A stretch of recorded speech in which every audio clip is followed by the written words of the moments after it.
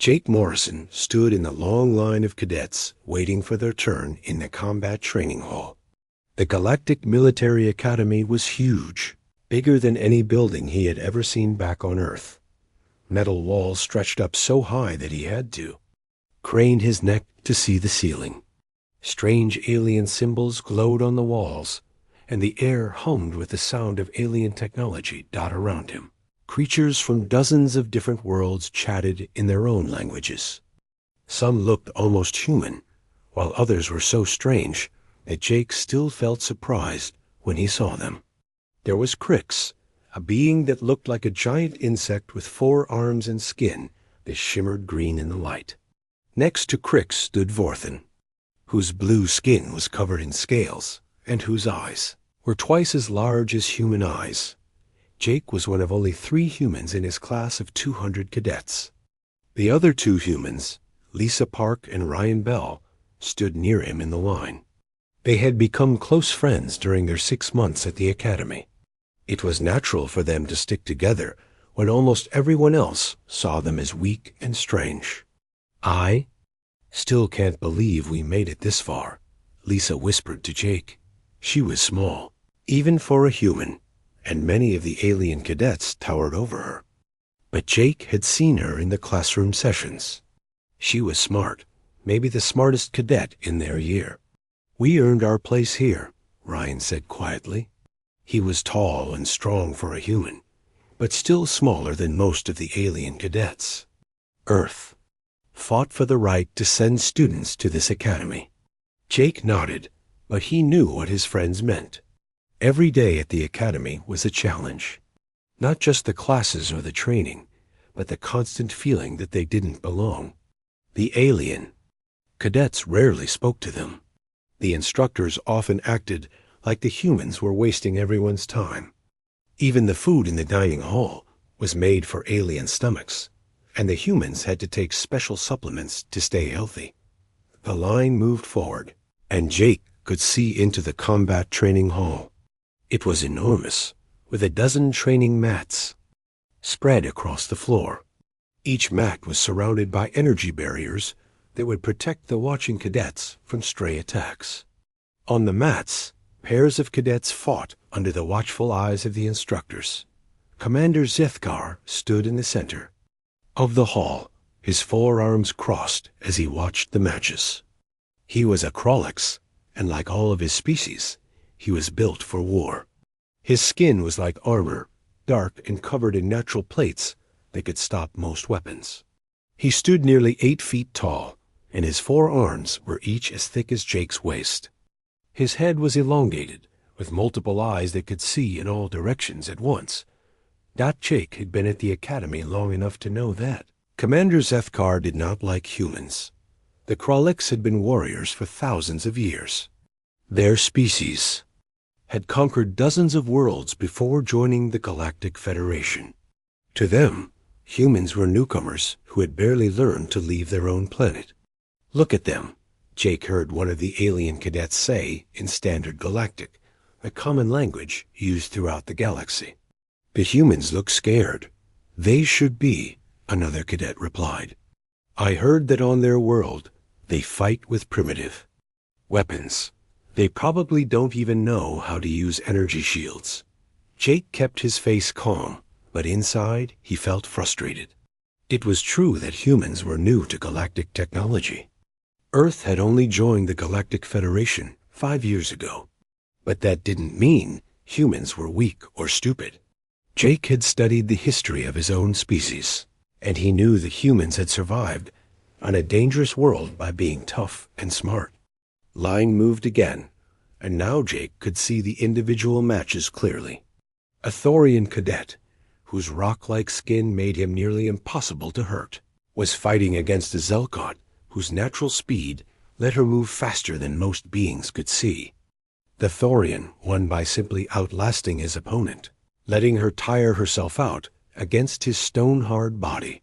On another mat, 2 Venturi cadets fought with their natural electric abilities, sending bolts of energy at each other while dodging and weaving. The match looked like a lightning storm, with bright flashes, and the smell of ozone in the air. Jake watched and learned.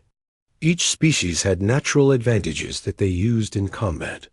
The Kroleks had their armor and strength. The Thorians had their rock-hard skin. The Venturi had their electricity. The Zelkots had their speed. What did humans have? Morrison, Jake, called one of the assistant instructors. You're up on mat 7. Jake walked to the mat, his heart beating faster. He had been dreading this moment for weeks. The combat assessment was one of the most important tests at the academy. Cadets who failed might be sent home, their dreams of serving in the Galactic Fleet over before they really began. His opponent was already waiting on the mat.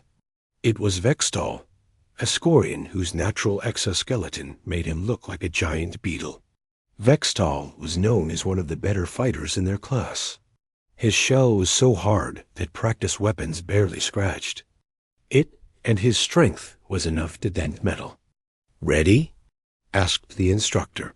Jake nodded and took his fighting stance. He had studied every combat style taught at the academy. He knew the proper forms and techniques. But as he looked at Vextol's armored body, he wondered if any of it would make a difference. The instructor activated the mat's energy field, and the match began. Vextol moved forward slowly, confident in his natural armor. Jake circled him, looking for an opening, but the Scorian's shell covered almost his entire body. Jake tried a series of quick strikes, but his fists bounced off Vextol's armor without doing any damage. The Scorian laughed, a sound like rocks grinding together, and swung one of his heavy arms at Jake's head. Jake ducked and rolled away, but he was already breathing hard. The Academy's training methods were based on what worked for alien species. Most of them had natural weapons or defenses that humans simply didn't have. Jake felt like he was trying to fight a tank with his bare hands. The match continued for several more minutes, with Jake dodging and weaving, while Vextol slowly wore him down. Finally, a lucky hit from the Scorian sent Jake sliding across the dry mat. The instructor called the match, and Vextol was declared the winner. Jake stood up slowly, his body aching from the impacts. Around the mat, he could see alien cadets shaking their heads or making gestures that he had learned meant disappointment in their cultures. Commander Zethkar watched from across the hall, his multiple eyes fixed on Jake with what looked like disgust. As Jake walked off the mat, he heard whispers from the other cadets. Some were in languages he didn't understand, but the tone was clear enough. They were talking about how weak the humans were, how they didn't belong at the academy. Lisa and Ryan were waiting for him at the edge of the training area. "You did better than I did," Lisa said quietly. She had faced a Venturi cadet earlier and had been knocked out by an electric shock in the first 30 seconds. "At least you lasted longer than most first-year cadets would have," Ryan added. He was scheduled to fight later that day. Jake appreciated his friend's support, but he knew the truth. He had lost badly, and everyone in the hall had seen it. The humans were proving to be exactly what the alien cadets expected them to be: weak, slow, and out of place in a galaxy full of stronger species. But Jake had not given up. He had come too far to quit now. Earth had fought for the right to send students to the Galactic Military Academy. The humans who came here were representing their entire species. Jake was determined to prove that humans belonged in the galaxy, even if he had to figure out how to do it the hard way. The combat assessment continued around him, with alien cadets showing off their natural abilities and advanced techniques. Jake watched and learned, storing every detail in his memory. He might not have won today, but he was not done fighting. Not by a long shot. The combat trials ended 2 hours later, with the last pair of cadets finishing their match on the far mat. Jake stood with the other cadets in formation, waiting for Commander Zethkar to give his evaluation of their performance. The Kroleks Commander paced back and forth in front of the assembled cadets, his forearms behind his back and his multiple eyes scanning the crowd. Jake's body still ached from his fight with Vextall. His left shoulder was sore, where the Scorian's armored fist had clipped him, and his ribs hurt from when he had hit the mat. But he stood at attention like all the other cadets, his back straight and his eyes forward. Lisa stood to his left, and Ryan to his right. Both of his human friends had also lost their matches.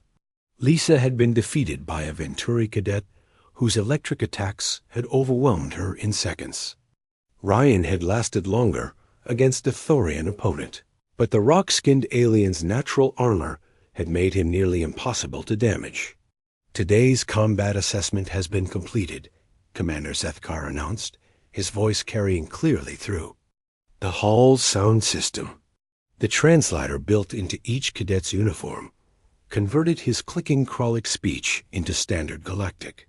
Most of you performed at acceptable levels for your current training stage. Jake noticed that the commander said, "most of you," and not "all of you." He had a feeling he knew where this was going. However, Zethkar continued, stopping his pacing to face the cadets directly. "Some of you have shown that you may not be suited for military service in the Galactic Fleet." The commander's eyes swept across the formation and stopped when they reached the three humans. Jake felt the weight of that gaze, and he knew that every other cadet in the hall was looking at him and his friends. "The Galactic Federation has many member species," Zethkar said, his tone becoming colder. "Each species brings unique strengths to our military forces. The Krolics provide strength and endurance.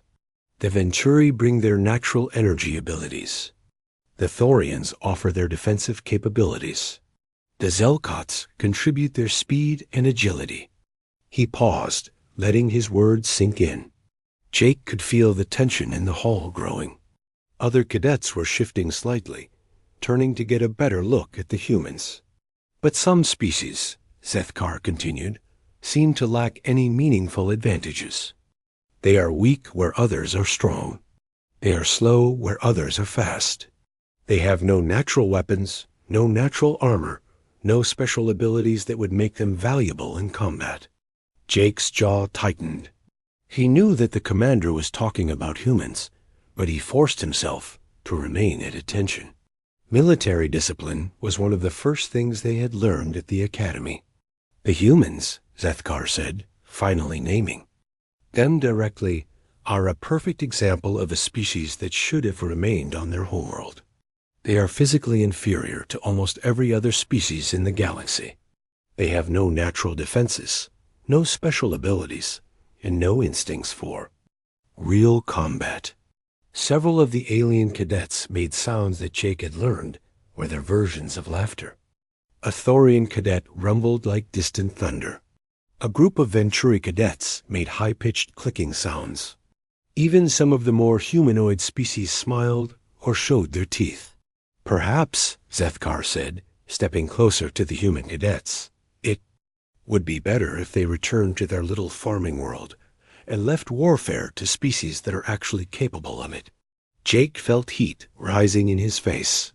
He had heard this kind of talk before, but never so directly and never in front of so many other cadets. The commander was not just criticizing their performance. He was insulting their entire species. "Commander," Jake said, his voice steady despite the anger building inside him. "With respect, sir, I think humans have more to contribute than you realize." The hall fell silent. Speaking out of turn was a serious breach of military protocol, especially for a cadet addressing a senior instructor. But Jake could not let the insult to his species go unchallenged. "Commander." Zethkar's eyes narrowed as he focused on Jake. The Krolics took several steps closer until he was standing directly in front of the human cadet. At his full height, the commander towered over Jake, his armored body blocking out the light from overhead. "Did you just interrupt me, human?" Zethkar asked, his voice dropping to a dangerous whisper. "I was responding to your assessment, sir." Jake replied, maintaining his military bearing despite the intimidating presence looming over him. My assessment? Zethkar's multiple eyes seemed to gleam. My assessment is that your species is weak, slow, and completely unsuited for military service. Your performance today proved that beyond any doubt. Jake felt his hands clench into fists. At his sides, but he kept his voice controlled. Sir, the combat trials were conducted under specific rules designed for alien fighting styles. Those rules may not. Are you making excuses for your failure? Zethkar interrupted, his voice getting louder. Are you suggesting that the combat methods used by every successful military species in the galaxy are somehow unfair to humans? No, sir, Jake replied. I'm suggesting that humans might fight differently than other species, and that, differently? Zethkar laughed, a harsh clicking sound that made several cadets step back. You mean more poorly. You mean less effectively. You mean like the primitive creatures you are. Jake's anger was building, but he forced himself to stay calm. Sir, human military history shows that our species has survived and thrived in combat situations for thousands of years. We may not have natural armor or energy weapons, but we have other advantages that silence. Zethkar roared, his forearms spreading wide in a gesture of aggression. I have heard enough excuses from you, human. You lost your match in minutes. You could not even scratch your opponent's armor. You have no natural weapons, no natural defenses, and no combat instincts worth mentioning. The commander leaned down so that his face was level with Jake's. His breath smelled like metal and ozone. You are weak, human. Your species is weak. You do not belong in this academy, and you certainly do not belong in the Galactic Fleet. Jake met the commander's gaze without flinching. Sir, I respectfully disagree. Respectfully? Zethkar's voice was filled with disbelief. You dare to disagree with me? You think your opinion matters after the pathetic display you showed today? I think every species has value, sir, Jake replied. Including humans. Value? Zethkar straightened up to his full height again. What value could a weak, slow, defenseless species possibly have? What could you possibly contribute to a military force? Jake started to answer, but the commander held up one of his hands for silence. No, Zethkar said. I have heard enough of your excuses and your delusions. You humans need to accept the truth about yourselves. You are not warriors. You are not soldiers. You are farmers and merchants and technicians, nothing more. The commander's voice carried across the entire hall, making sure that every cadet could hear his words. The Galactic Federation made a mistake when it admitted Earth as a member world. An even bigger mistake when it allowed humans to attend this academy. You do not belong here, and you never will. Jake felt something cold settle in his stomach. The commander was not just criticizing his performance or questioning his abilities. He was attacking Jake's entire species, his homeworld, and his right to be there. Sir, Jake said quietly, I understand that you have concerns about human capabilities, but I would ask you to remember that every species in the galaxy has had to prove themselves at some point. Humans are still learning, still adapting to galactic standards. Given time and proper training. Time? Zethkar interrupted. Proper training? You think time and training can overcome the fundamental weakness of your species? You think you can learn to be something you are not? The commander's voice was getting louder again, and Jake could see that other instructors were starting to notice the commotion. But Zethkar did not seem to care about the attention he was drawing. Look at yourself, human, the commander continued. You are small, weak, and fragile. You have no natural weapons, no natural armor, no special abilities. You cannot fly, you cannot breathe underwater, you cannot survive in extreme temperatures. You are in every measurable way inferior to almost every other species in this galaxy. Jake felt his control slipping. He had endured months of subtle insults and dismissive treatment, but this was different. This was a direct attack on everything he was and everything he represented. Furthermore, Zethkar continued, you have the audacity to stand here and argue with me. You think you can debate with a warrior who has served the Galactic Fleet for longer than your species has known about space travel. You think your opinion matters. The commander stepped closer again, his massive form casting a shadow over Jake. Let me make something very clear to you, human. You are not a warrior. You will never be a warrior. You are a waste of space in this academy, and you are an insult to every real cadet who has earned their place here. Jake's vision seemed to narrow, focusing entirely on the commander's face. He could hear his heartbeat in his ears, and his breathing was becoming deeper and slower. Something was changing inside him, something that had been building from months of frustration and humiliation. Do you understand me, human? Zethkar demanded. Jake nodded slowly. Yes, sir. I understand perfectly. Without warning, Commander Zethkar. Primary right hand shot out and struck Jake across the face. The blow was not meant. Jake stood perfectly still for a moment, his hand still pressed against his reddened cheek. The sting of the slap was sharp, but it was nothing compared to the burning feeling that was spreading through his chest and down into his arms. He could feel his heartbeat changing, becoming slower and more deliberate. His breathing deepened, and his muscles began to relax in a way that had nothing to do with being calm. The hall remained silent. 200 alien cadets watched, waiting, to see if the human would cry or beg or simply accept the punishment and move on. Many of them had been struck by instructors during training. It was considered a normal part of military discipline among most galactic species, but Jake was not, responding the way they expected.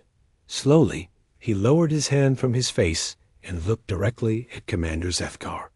The change in his expression was subtle, but several cadets closest to him felt something shift in the air around the human. His eyes had gone cold in a way that made primitive alarm bells ring in the back of their minds. Commander, Jake said, quietly, his voice carrying clearly through the silence. You wanted to know what humans can do? Zethkar's multiple eyes focused on Jake with interest.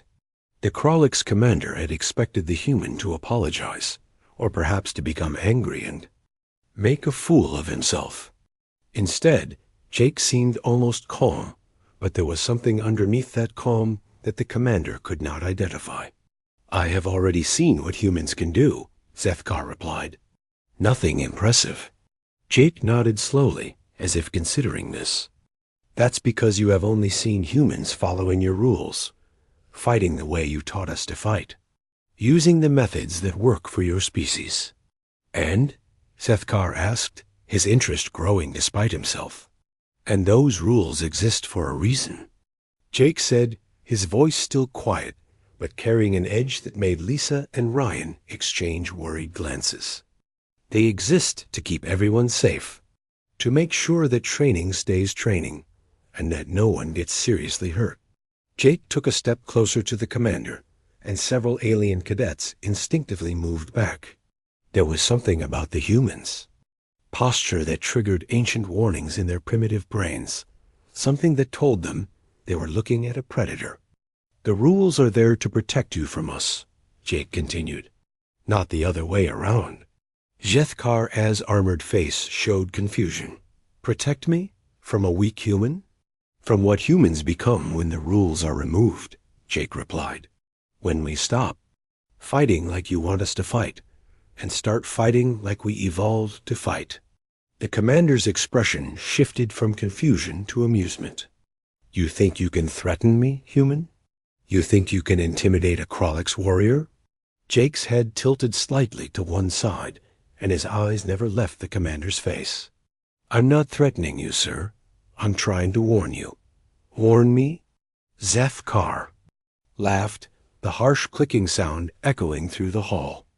A human thinks he can warn me? You could not even defeat a first-year cadet in regulated combat. Regulated combat? Jake repeated, emphasizing the first word. Combat with rules. Combat designed to be fair and safe and educational. The humans' posture continued to change in subtle ways. His weight shifted slightly forward onto the balls of his feet. His hands hung loose at his sides, but his fingers were slightly curved. His breathing had become deep and rhythmic, and his eyes had developed a 1,000-yard stare that made several cadets feel uncomfortable. You want to see what humans can really do?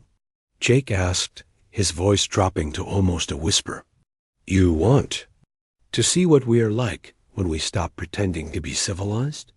Zethkar's amusement was fading as he began to sense that something was different about the human. The commander had fought in dozens of battles and had trained thousands of cadets. He had developed instincts for danger over his long career, and those instincts were starting to whisper warnings. What are you talking about, human? Zethkar demanded, but his voice lacked the confidence it had held moments before. I'm talking about the difference between a warrior and a soldier, Jake replied. Warriors fight with honor and rules and traditions. Soldiers fight to win, no matter what it takes.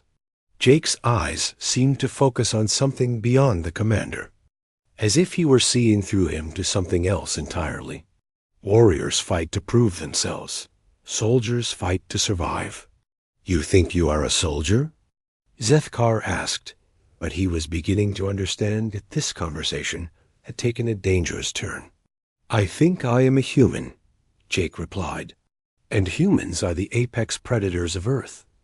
We climbed to the top of our world's food chain, not because we were the strongest or the fastest or the most heavily armed.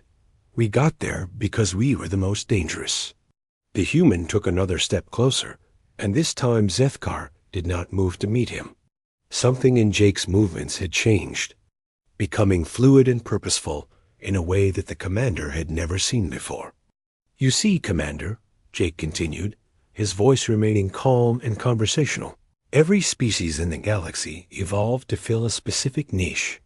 The Krolix evolved to be tough and strong. The Venturi evolved to manipulate energy. The Thorians evolved to be living fortresses. Jake's head tilted slightly the other way, and his eyes refocused on Zethkar's face. Humans evolved to kill things that were bigger, stronger, and better armed than we were. We evolved to hunt creatures that could tear us apart with their bare hands. Impossible, Zethkar said, but his voice lacked conviction. Is it? Jake asked, how do you think a small, weak, defenseless species managed to dominate a world full of predators? How do you think we survived when everything else on our planet was trying to eat us? The human's smile was cold and without humor. We survived because we learned to be more dangerous than anything else on our world. We learned to think like predators, to move like predators, to kill like predators. Jake's posture continued to change, and now even the alien cadets, who had never seen a human before, could sense that something was wrong. His movements had become too smooth, too controlled, too focused. He looked like a machine that had been designed for one specific purpose. You think humans are weak because we don't have natural armor, Jake said, his voice still conversational, but carrying an undertone that made the hair on the back of Lisa's neck stand up. But armor slows you down. It makes you predictable. It makes you rely on protection instead of skill. You think we are weak because we don't have natural weapons, Jake continued. But when everything is a weapon, you learn to use everything as a weapon. You learn to see opportunities that others miss. Zethkar was beginning to understand that he had made a serious mistake. The human cadet standing in front of him was not the same being who had been defeated in the combat trials. This was something else entirely, something that had been hidden beneath the surface of military discipline and academy training. You think we are weak because we don't have special abilities, Jake said, taking another step closer. But when? You have no special abilities. You learn to be special in other ways. You learn to be unpredictable. You learn to be adaptable. You learn to be ruthless. The commander's forearms moved into a defensive position, and Jake's cold smile widened slightly. You want to know what humans can do, Commander? Jake asked, his voice barely above a whisper. You want to see what we are really like? Zethkar as natural armor seemed somehow less impressive now. His great height and multiple arms no longer looked like overwhelming advantages. Instead, they looked like targets, like weaknesses that could be exploited by someone who knew how to look for them. When you slapped me, Jake said, you removed the rules that were protecting you. You took away the regulations that kept this civilized. You turned this from a training exercise into something else. The human's eyes had gone, completely cold now, and his voice carried a finality that made several cadets step further back. You turned this into a fight, Jake said. And humans are very, very good at fighting. Zethkar realized that he had two choices. He could back down, apologize, and try to defuse the situation. Or he could meet the human's challenge and prove that he was still the superior warrior. Pride won over wisdom. You dare to threaten me? Zethkar roared, his voice echoing through the hall. You think a pathetic human can intimidate a Krolix commander? Jake's expression did not change. I'm not trying to intimidate you, sir. I'm trying to give you one last chance to walk away. Walk away? Zethkar's rage was building now, fueled by the realization that he was being challenged by a being he considered inferior. I am a warrior of the Krolix Empire. I have conquered worlds. I have destroyed armies. I will not be threatened by a weak human child. Then you have made your choice, Jake said simply. The human's stance shifted one final time, and suddenly everyone in the hall could see what Lisa and Ryan had recognized from the beginning. This was not the Academy cadet who had been following rules and trying to fit in with alien fighting styles. This was something much older and much more dangerous. This was a human who had stopped pretending to be civilized. Show me then, human, Zethkar snarled, raising all four of his arms in a combat stance. Show me what your pathetic species can do. Jake's cold smile disappeared entirely, replaced by an expression of complete focus. When he spoke, his voice carried the weight of millions of years of human evolution. As you wish, Commander. And then Jake moved. What happened next would be studied in military academies across the galaxy for decades to come. Video recordings of the incident would be analyzed frame by frame by combat experts, xenobiologists, and military historians. But none of them would ever fully understand what they were seeing, because none of them were human. Jake moved like liquid lightning. One moment he was standing 3 feet away from Commander Zethkar, and the next moment he was inside the Krolix's guard, his body flowing around the commander's defenses like water around a stone. The alien cadets watching barely had time to blink before the human had closed the distance. Zethkar's 4 arms swung down toward where Jake had been standing, but the human was no longer there.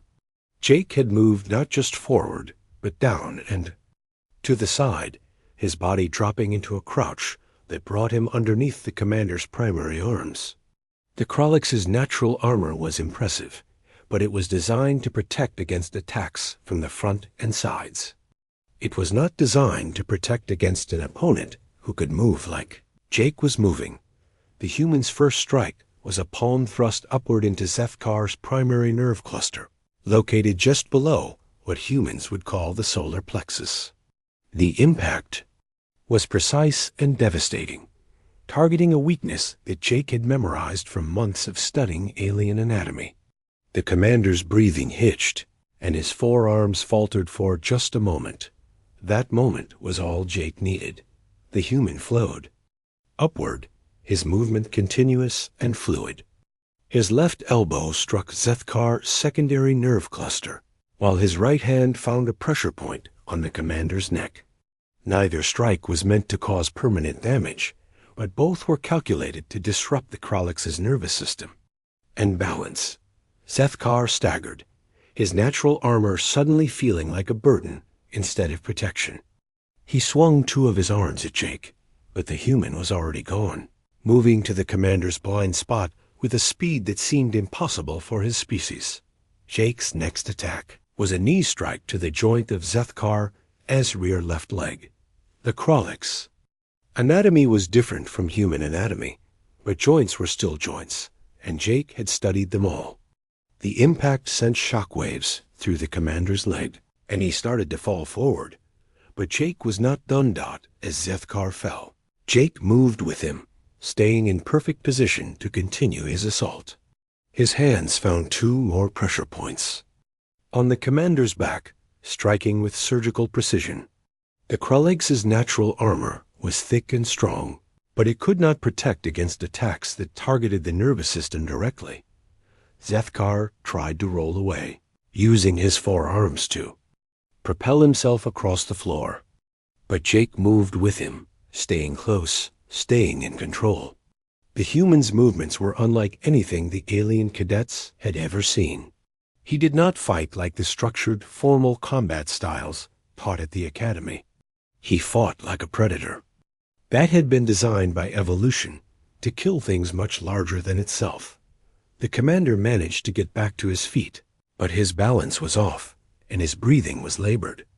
He swung all four arms at Jake in a desperate attempt to create some space, but the human ducked under two arms, slipped between the other two, and struck again.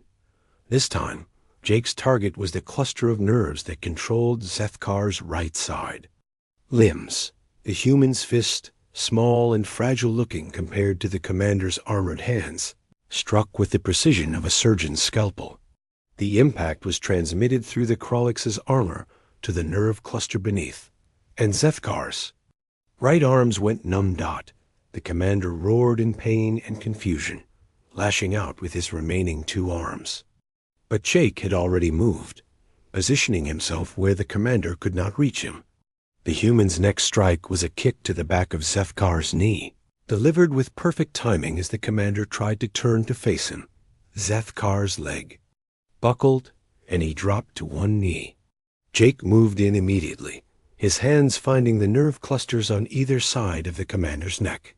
The strikes were not meant to kill or permanently injure, but they were calculated to shut down the Krolix's nervous system temporarily.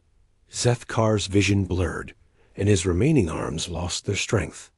He tried to speak, to call for help, but his voice came out as a weak whisper.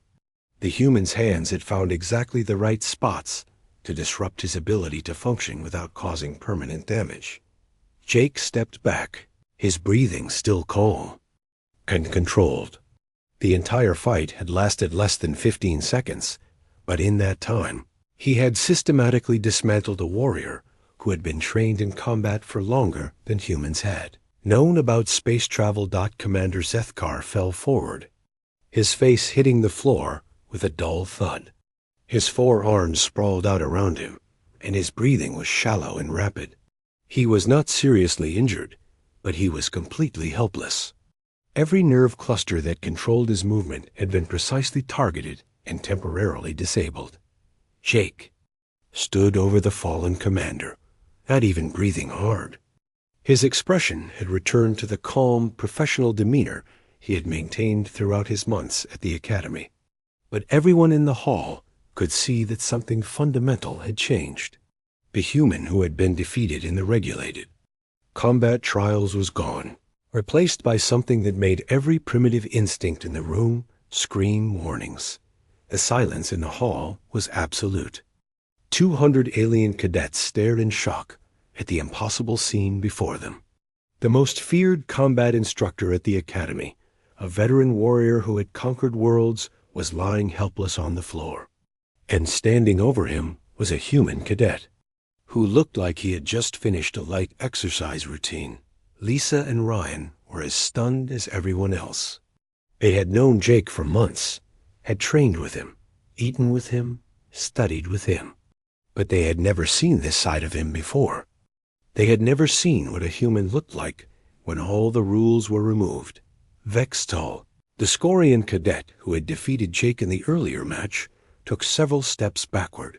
His natural exoskeleton, which had made him feel invincible during their regulated combat, suddenly seemed like useless decoration. He realized that Jake had never been trying to win their match.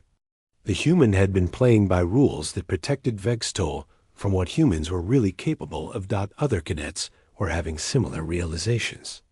The Venturi cadets, who had felt superior because of their natural electric abilities, were suddenly aware that their powers required time to charge and aim. Time that a human moving like Jake would never give them. The Thorian cadets, confident in their rock-hard skin, realized that their natural armor meant nothing if an opponent could target their nervous systems directly. Jake looked down at Commander Zethkar, who was trying unsuccessfully to push himself up from the floor. The commander's eyes were wide with shock and confusion. In his long military career, he had never been defeated so quickly or so completely. He had never faced an opponent who could move like that, who could see weaknesses that he did not even know he had. "Commander," Jake said quietly, his voice carrying clearly through the silent hall. "Are you all right, sir?" Zethkar tried to respond, but his voice came out as a weak croak. The nerve strikes had not caused permanent damage, but they had left him temporarily unable to coordinate his movements or speak clearly. He would recover completely within a few minutes, but for now, he was as helpless as a newborn. Jake knelt down next to the fallen commander, his movements careful and controlled.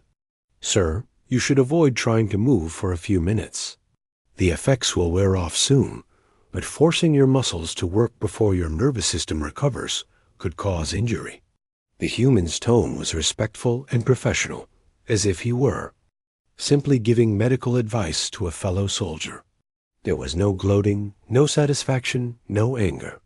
Jake acted as if temporarily disabling his superior officer was just another part of his military training. Several other instructors had heard the commotion and were running toward the training hall. Jake stood up and moved back to his position in the formation, assuming the position of attention as if nothing had happened. Lisa and Ryan, still in shock, moved to flank him. "What I just showed you," Jake said, speaking to the assembled cadets, but keeping his voice low and respectful, "is what humans are like when we stop following your rules. When we stop pretending to be something we are not." He looked around the hall, meeting the eyes of cadets who just minutes before had been laughing at human weakness. "We did not evolve to be fair. We did not evolve to follow rules. We evolved to survive against creatures that were bigger, stronger, and better armed than we were." Jake's voice remained calm, but his words carried a weight that made several cadets step further back. "We are not warriors like the Krolix, who fight with honor and strength. We are not like the Venturi, who rely on natural abilities. We are predators. We evolved to hunt things that could kill us, and we got very, very good at it." The human paused, looking down at Commander Zethkar, who was slowly beginning to regain some control over his movements. The commander asked what humans could contribute to the galactic fleet. "Now you know." Jake straightened up and returned to his position of attention. "We can contribute the one thing that every other species in the galaxy has forgotten how to be. We can be dangerous when we need to be." The first of the backup instructors burst through the doors of the training hall, followed closely by medical personnel. They stopped short when they saw Commander Zethkar on the Admiral Creethan arrived at the training hall within 10 minutes of receiving the emergency alert. The Altarian Commandant of the Galactic Military Academy was known throughout the galaxy for her calm intelligence and fair judgment. Her three eyes could see across multiple spectrums of light, and her mind could process information faster than most computer systems. But as she entered the training hall and saw the scene before her, Even she needed a moment to understand what had happened. Commander. Zethkar was sitting on a medical bench, his forearms moving normally as the medics finished their examination. The nerve disruption had worn off completely, leaving him physically unharmed but clearly shaken. Around the hall, 200 alien cadets stood in perfect formation, but their expressions showed confusion, fear, and something that looked like newfound respect. And in the center of it all stood Jake Morrison, at perfect attention, his uniform neat and his expression calm. He looked exactly like what he was supposed to be, a military cadet following proper protocol. But Admiral Creethan's enhanced vision could see the subtle signs that others might miss. The way the other cadets unconsciously kept their distance from him. The way his breathing was still perfectly controlled. The way his hands hung at his sides, relaxed but ready. "Report," Admiral Creethan commanded, her voice carrying the authority of decades of military command. Instructor Kriltak stepped forward. "Ma'am, Commander Zethkar experienced what appears to have been a training accident during combat evaluation. Cadet Morrison was the only one close enough to assist when the commander collapsed." Admiral Creethan's 3 eyes focused on Jake. Her enhanced vision could detect the micro-expressions that most beings could not hide, but the human's face showed nothing but respectful attention. Either he was completely innocent, or he had self-control that rivaled her own species. "Cadet Morrison," she said, "explain what happened." "Ma'am," Jake replied, his voice steady and clear, "Commander Zethkar was conducting evaluation of today's combat trials. During his critique, he asked me to demonstrate certain techniques. When I did so, the commander experienced a sudden neurological episode and collapsed. It was technically the truth, Admiral Creethan realized. Jake had not lied about anything that had happened, but his version of events left out several important details. "What techniques did you demonstrate?" she asked. "Pressure point applications, as they relate to non-lethal subdual of hostile targets." "And where did you learn these techniques?" Jake's expression remained perfectly neutral. "From studying the anatomical data available in the Academy Library, ma'am. All cadet training. Materials are available for independent study." Admiral Creethan looked around the hall, noting the expressions on the alien cadets' faces. Fear was not uncommon after training accidents, but this was different. These cadets looked like they had witnessed something that challenged their fundamental understanding of the universe. "Cadet Vextal," she called out, addressing the Scorian who had defeated Jake in the earlier match. "What did you observe?" Vextal shifted uncomfortably. "Ma'am, the human." Cadet Morrison ... moved very quickly. The commander fell down. It happened very fast. "How fast?" Admiral Creethan pressed. "Less than 15 seconds, ma'am," Vextal replied reluctantly. "Maybe 10 seconds. Admiral Creethan's expression remained neutral, but internally she was processing this information rapidly. Commander Zethkar was one of the most skilled combat instructors in the galaxy. For him to be incapacitated in less than 15 seconds by a first-year cadet suggested either a medical emergency or something much more significant. "Commander Zethkar," she said, turning to the Krolek's instructor, "are you able to provide your account of the incident?" Zethkar stood up slowly, his pride clearly wounded along with his body.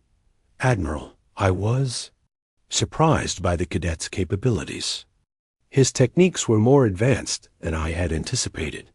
"Advanced how?" The commander hesitated. "His knowledge of Krolek's anatomy was ... extensive. His application of pressure point techniques was precise and effective." Admiral Creethan's 3 eyes narrowed slightly. "Are you saying that Cadet Morrison defeated you in combat?" The silence that followed was deafening. Every being in the hall understood the implications of that question. For a human cadet to defeat a Krolek's commander in single combat would be unprecedented in galactic history. I was caught off guard, Zethkar said finally. The cadets fighting style was unlike anything in our standard combat manuals. I see, Admiral Creathen said quietly. She walked closer to Jake, studying him with all three of her enhanced eyes. Cadet Morrison, you defeated Commander Zethkar in less than 15 seconds using techniques you learned from library research. Ma'am, I responded to what I perceived as a training exercise, Jake replied. Commander Zethkar requested a demonstration of human combat capabilities. I provided one. And these capabilities include the ability to incapacitate a Krolix warrior. In seconds? When necessary, ma'am. Admiral Creathen was beginning to understand that she was dealing with something unprecedented. In all her years of military service, she had never encountered a situation quite like this one.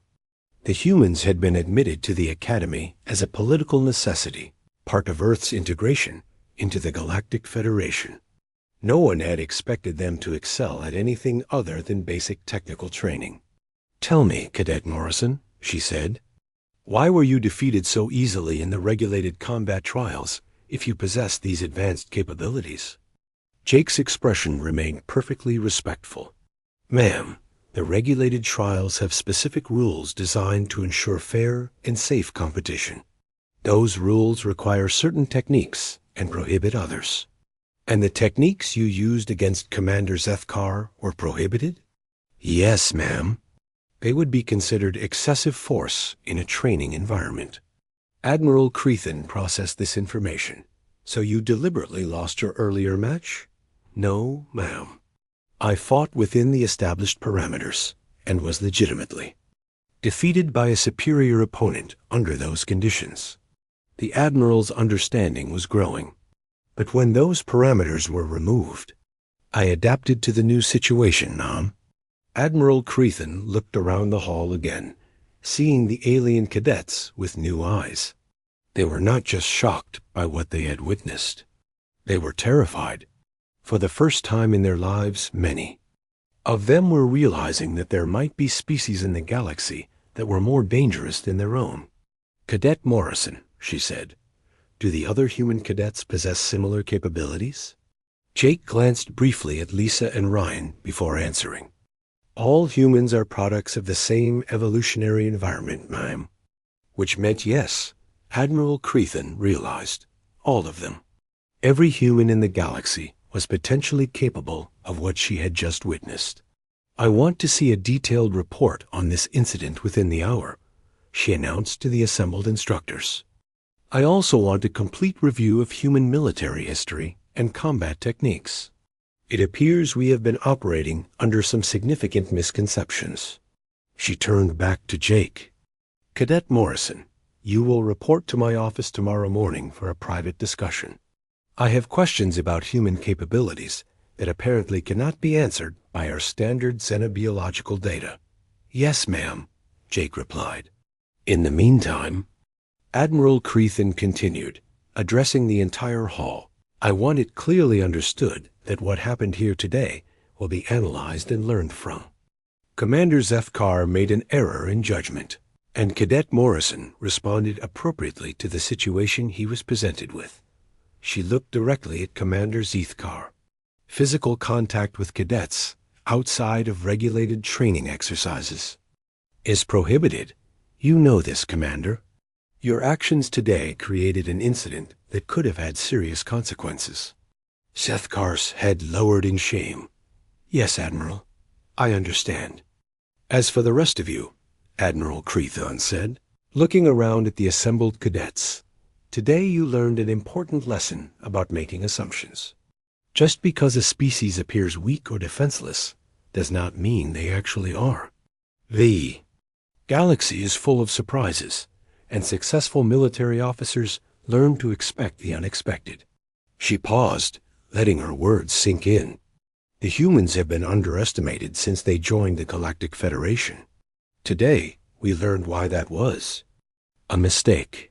From now on, human combat techniques will be studied alongside traditional methods. We will learn from them, just as they have been learning from us. Admiral Creathen's three eyes focused on Jake one more time. Cadet Morrison, do you have anything to add? Jake stood silent for a moment, then spoke carefully. Ma'am, humans are honored to serve alongside the other species of the galaxy. We hope that our unique background can contribute to the overall strength of the galactic fleet. I believe it can, Admiral Creathen replied. In fact, I am certain of it. As the Admiral left the hall, the alien cadets began to disperse, but they moved carefully around the three humans. Word of what had happened would spread throughout the Academy within hours, and beyond the Academy within days. The galaxy was about to learn that the quiet, unassuming species from the third planet of an unremarkable star system was not as harmless as everyone had assumed. Jake Morrison stood with his friends Lisa and Ryan, watching the other cadets give them a wide berth. They had come to the Academy to prove that humans belonged in the galaxy. Today, TH,